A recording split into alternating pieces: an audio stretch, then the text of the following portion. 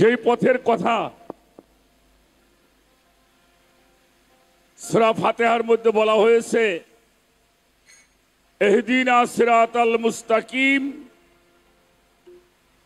সহজ সরল পথ, যেই পথে নবীগণ রসুলগণ আল্লাহর অলিগণ গিয়েছেন, আমরা যেন সেই পথকে আঁকড়িয়ে ধরে আহলে বায়াতের মহব্বতকে সামনে রেখে কলবের মধ্যে জমা রেখে এই জীবনটাকে আল্লাহর হাবিবের আদর্শে আমরা গঠন করতে পারি। আমরা যেন সেখানে পৌঁছাইতে পারি যেখানে আল্লাহ তাআলা তার প্রিয়জনদের জন্য নির্ধারণ করেছেন, আমরা যেন সেই জায়গায় পৌঁছাইতে পারি। আজকে যার স্মরণে আজকের এই আমাদের এই আহলে বায়াতে পরিষদের থেকে আয়োজন, এটা প্রত্যেকটি মুসলমানের জানা দায়িত্ব, কর্তব্য। কারণ গাদিরে খুবের ভাষণের মধ্যে নিহিত রয়েছে মোহাম্মদ ইসলাম। সেই মোহাম্মদ ইসলামকে জানতে হলে আহলে বায়াতকে জানতে হবে, আর আহলে বায়াতকে না জানলে আল্লাহ রসুলকে জানা যাবে না। তো প্রিয় ভাইয়েরা এবং তরিকতের মাশায়েখগণ, প্রত্যেকটি আমরা যারা আহলে বায়াতের সঙ্গে এই সংগঠনের সঙ্গে জড়িত, আমাদের সন্তান, আমাদের অনুসারী যারা, তাদেরকে এই বিষয়টি বেশি বেশি করে বোঝাতে হবে। মানুষ যখন এই বিষয়টা জানতে পারবে, বুঝতে পারবে, সে মানুষটার কখনোই অধর্মের পথে অবলম্বন করতে পারবে না, এটা আমার দৃঢ় বিশ্বাস। সেই বিশ্বাসকে সামনে রেখে আমরা চলব এবং পেয়ারা নবীর মহব্বত ব্যতীত আল্লাহ তাআলা কোনো ইবাদতই পছন্দ। পরিশেষে একটি কথা বলতে চাই, আমার প্রিয় পীর দস্তগীর মাহবুবে সুবহানী কুতুবে রব্বানী গাউসে সামদানি গাউসুল আজম রওশন জামির মহিউদ্দিন আব্দুল কাদের জিলানী রাহমাতুল্লাহি আলাইহি ওনার একটি কওলের মধ্যে বলেছেন, বেহুব্বে আহলে বায়াতি মহব্বত কি ইবাদত হারাম, যে ইবাদতের মধ্যে নবীর আহলে বায়াতের মহব্বত নাই, সেটা হারাম ইবাদত। তা আমরা যেন সেই পথ, যে ইবাদতটাই করি, আমরা যেন সেই মহব্বতকে ইবাদত করতে পারি। যাদেরকে নামাজের মধ্যে সালাম দেওয়া হয়, যাদেরকে নামাজের মধ্যে স্মরণ করতে হয়, যাদেরকে স্মরণ ব্যতীত, যাদেরকে সালাম ব্যতীত নামাজই আল্লাহর কাছে গ্রহণযোগ্যতা পায় না, সেটাকে জানবার জন্য প্রত্যেকটি মানুষের কর্তব্য কাজ। যেই কাজের জন্য আল্লাহ তাআলা যিনি ইনসানকে সৃষ্টি করেছেন, আল্লাহ তাআলা যেন সেই পথে আমাদের চলার, সেই পথ অবলম্বন করার, সেই আহলে বায়াতের মহব্বত, সলেহিনদের মহব্বত, আমার নবীজির মহব্বত আমরা যেন কলবে নিয়ে মহান প্রভুর কাছে হাজির হতে পারি, এই প্রত্যাশাই কামনা করি। আমার ভুল ত্রুটিগুলি আপনারা ক্ষমা করবেন। মানুষের ক্ষমা চাওয়াটাই সবসময় ভালো, সেজন্য সবার কাছে ক্ষমা চাই। আর বেশি সময় আমরা নিচ্ছি না। তো আমি ছোট্ট করে আমি আজকে যার জন্য আজকের এই অনুষ্ঠান, আমি সেই মৌলা আলী আলাইহিস সালাতু ওয়াস সালামের শানে ছোট্ট একটি গান করার জন্য চেষ্টা করব।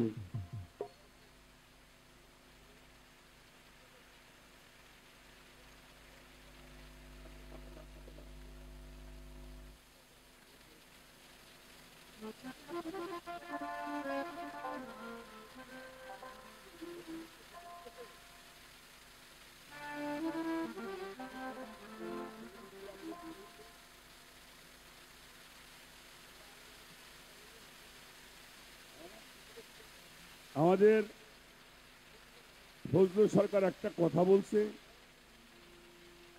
মৌলা আলী কেন 4 নম্বরের খলিফা হলো।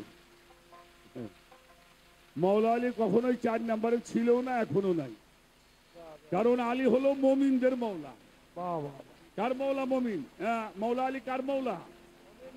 মুমিনদের মওলা। মুমিনদের মওলা উনি ছিল, মুমিনদের মওলা উনি আছে, মুমিনদের মওলা উনি থাকবে। কোন সময় রাষ্ট্রীয় বিষয়, কোন সময় রাষ্ট্রের ভার মানুষকে গ্রহণ করতে হয়, সে ক্ষেত্রটা সম্পূর্ণই আলাদা। তো সেই জন্য এই বিষয়টা আমরা কখনোই গ্রহণ করি না। কারণ মাওলা আলী হলো মাওলা, মাওলায়াত একটা জিনিস, আর খলিফার ধারা হলো আর একটা জিনিস, ঠিক কিনা? খলিফার ধারা আর মাওলাইয়াতের ধারা দুটি ভিন্ন জিনিস। কাজেই নবী বলেছেন, আমি যার মাওলা, আমার আলী হইল তার মাওলা। তো এটা ছিল, আছে, থাকবে। আর খলিফা নির্বাচিত হয়, এটা অন্য বিষয় একেবারেই। খলিফার বিষয়টা আমরা এখানে না টানাতে আমি ভালো মনে করি। জানুন, বুঝুন, ধর্ম করুন। হ্যাঁ, উনি খলিফা না। আমি একটা কথা বলি, ইমাম মোহাম্মদ রহমতুল্লাহি আলাই, হ্যাঁ, তো উনি ওনার ছেলে বলছিল, বাবা আমাকে কয়েকজন সাহাবার নাম দিলে আমি গবেষণা করতাম। সেখানে উনি 14 জন সাহাবার নাম লিখেছিলেন, এর মধ্যে মাওলা আলীর নাম ছিল। তখন বলেছিলেন যে, বাবা তুমি কি মাওলা আলীকে ভালোবাসো না? মাওলা আলী এত সাহাবাদের নাম লিখলে মাওলা আলীর নাম কেন লেখো নাই? উনি বলেছিলেন, আমার এমন সাহস হয় নাই যে আমি মাওলা আলীকে সাহাবার কাতারে নামাইতে পারি। কারণ মাওলা আলী হচ্ছে মুমিনদের মাওলা, তাকে কখনোই সাহাবা মনে করা যাবে না। কারণ মাওলা আলী হলো ঈমানের অঙ্গ।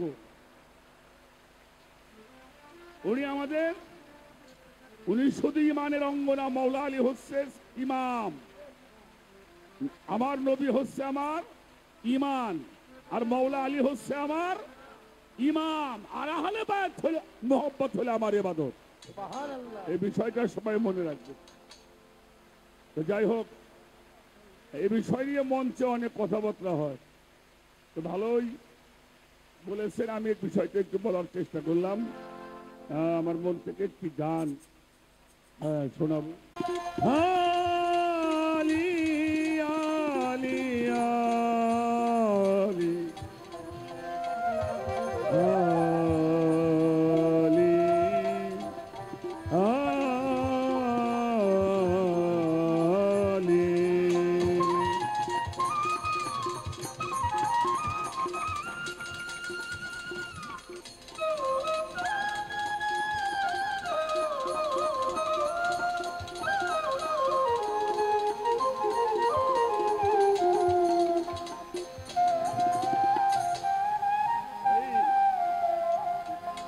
আমার দেহ মন বলে আলী আলী,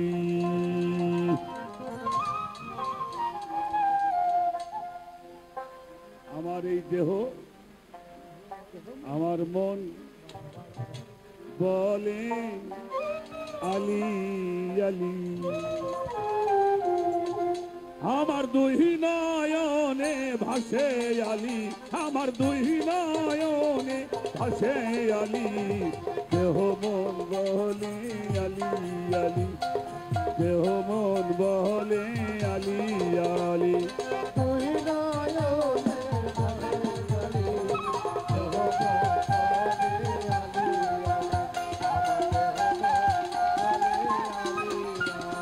আমার দুই নয়নে ভাসে আলী, দুই নয়নে ভাসে আলী, দেহ মন বলে আলী আলী, আমার দেহ মন বলে আলী আলী। আমার দুই নয়নে ভাসে আলী, দেহ মন বলে আলী আলী, আমার দেহ মন বলে আলী আলী।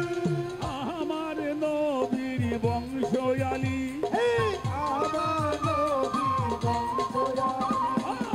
আমার নবী নূরের টুকরা আলী,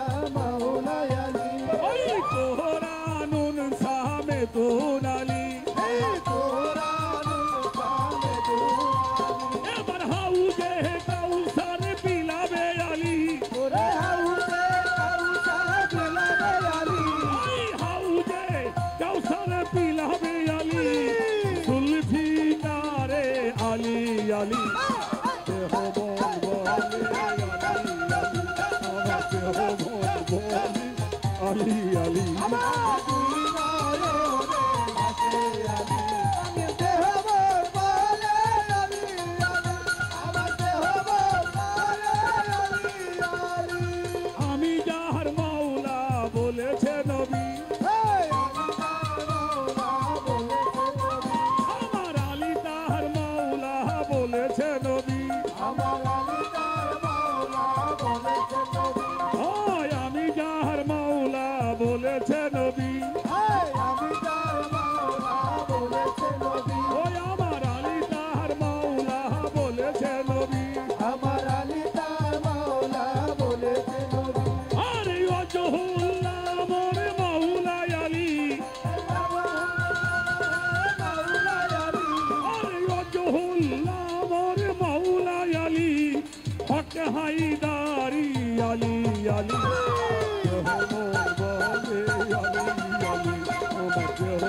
বলে আলী আলী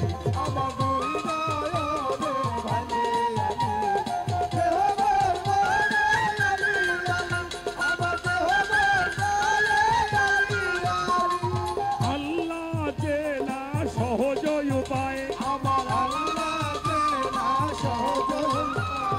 নবী যে না সহজ উপায় মৌলা আলী যে না এত সহজ নয় আরে আলী হইল রহস্যময় এবার আল্লাহ নবী চিনিতে পারবি চিনিতে পারলে মৌলা আলী বলে আলী আলী বলে আলী আলী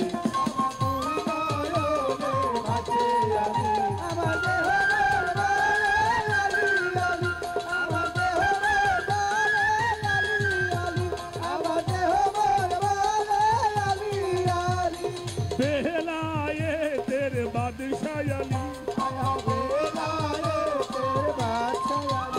আর কোরআনেরও সাথে আলী ওই কাবা ঘরে জন্ম আলী ওই মসজিদ ঘরে শহীদ আলী এই মোহমিন চেনার পায়ালি কেবল মুর্শিদ রূপে ঘুরছে আলী এই মুর্শিদ রূপে ঘুরছে আলী ফকির আহাবুল সরকার জপে আলী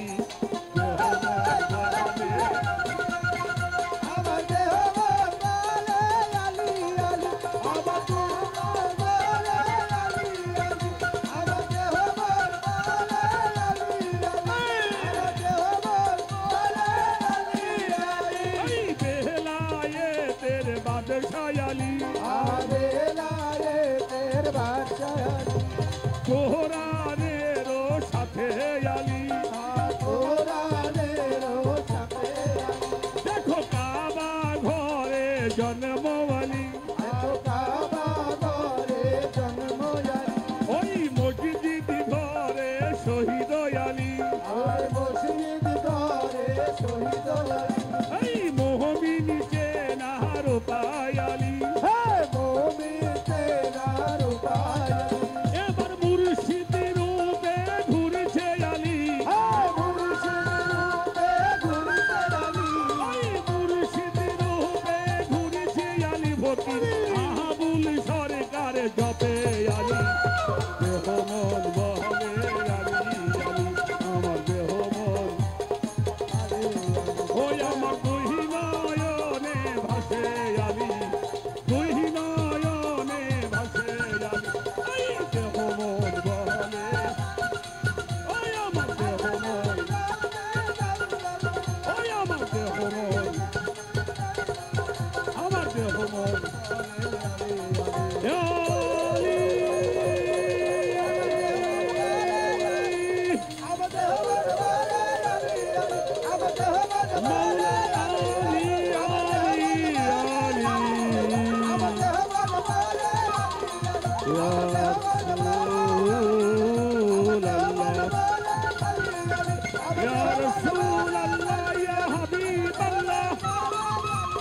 اللهم صل على سيدنا مولانا محمد وعلى آل سيدنا حبيبنا مولانا محمد আমার দেহ মন বলে আলী আলী আমার দেহ মন বলে আলী আলী আমার দেহ মন বলে আলী আলী আমার দেহ মন বলে আলী